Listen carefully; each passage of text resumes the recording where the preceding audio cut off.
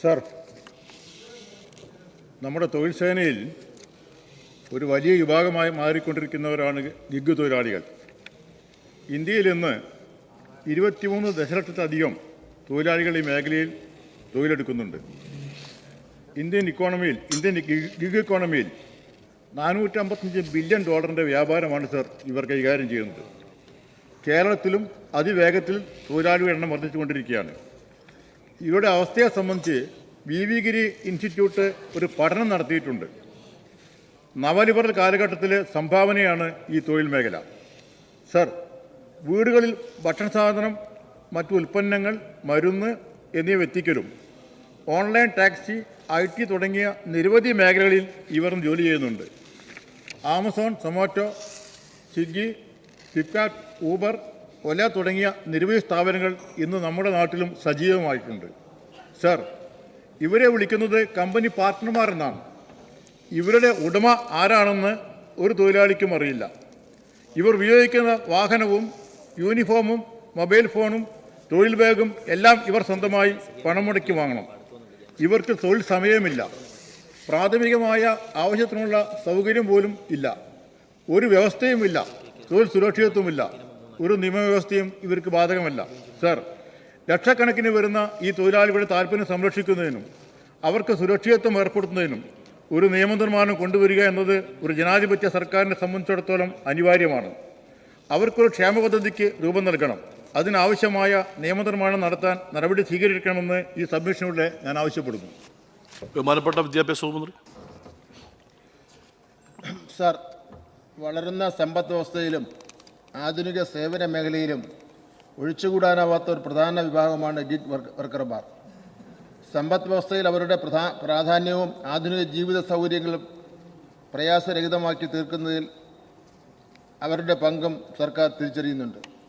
Parliament പാസ്സാക്കിയിട്ടുള്ള social security code 2020 വകുപ്പ് 235 പ്രകാരം പരമ്പരാഗതമായ തൊഴിലുടമ ബന്ധമില്ലാതെ ഏതെങ്കിലും തൊഴിൽ ഏർപ്പെട്ട് അതിൽ നിന്ന് വരുമാനം കണ്ടെത്തുന്ന തൊഴിലാളികളെ ഗിഗ് വർക്കർ എന്നും വകുപ്പ് 260 പ്രകാരം പരമ്പരാഗതമായ തൊഴിലുടമ ബന്ധത്തിൻ്റെ പരിധിക്ക് പുറത്ത് വ്യക്തികളോ ഓർഗനൈസേഷനുകളോ ഒരു ഓൺലൈൻ പ്ലാറ്റ്ഫോം ഉപയോഗിച്ചുകൊണ്ട് മറ്റുള്ള ഓർഗനൈസേഷനുകളുമായോ വ്യക്തികളുമായോ ബന്ധം സ്ഥാപിച്ച്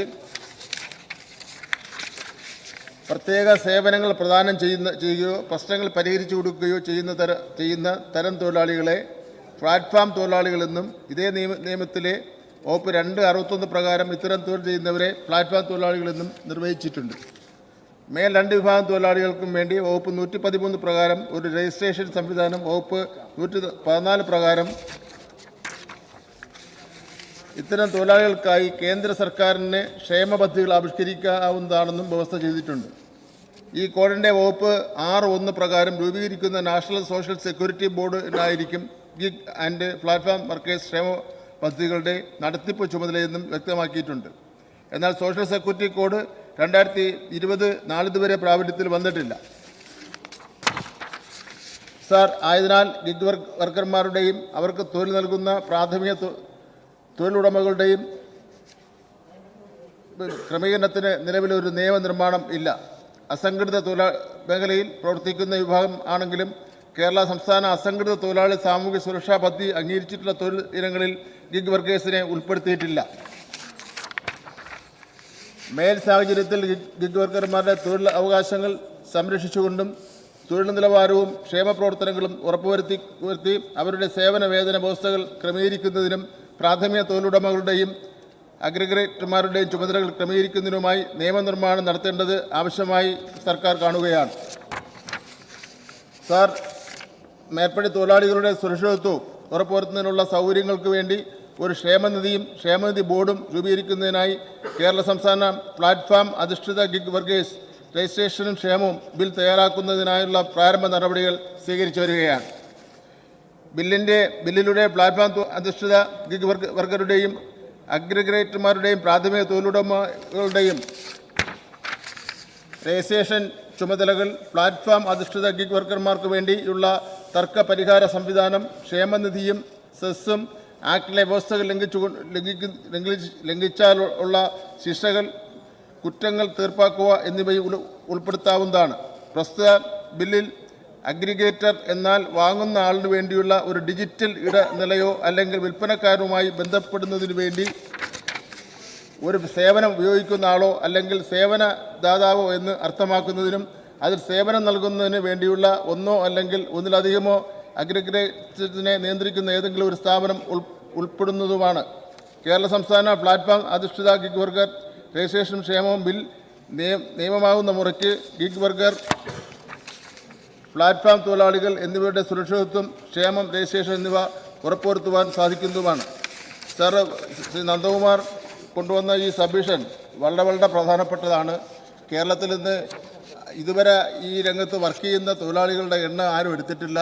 എല്ലാം ചെറുപ്പക്കാരാണ്. ചെറുപ്പക്കാരും ഇപ്പം ചെറുപ്പക്കാരികളും ഈ രംഗത്ത് വന്ന് പ്രവർത്തിക്കുകയാണ്. ലക്ഷക്കണക്കിന് വരുന്ന ചെറുപ്പക്കാരികളുമാണ് അവരുടെ ഒരു ജോലി എന്നുള്ള നിലയിൽ അവർ ഇക്കാര്യം ചെയ്തുകൊണ്ടിരിക്കുന്നത്.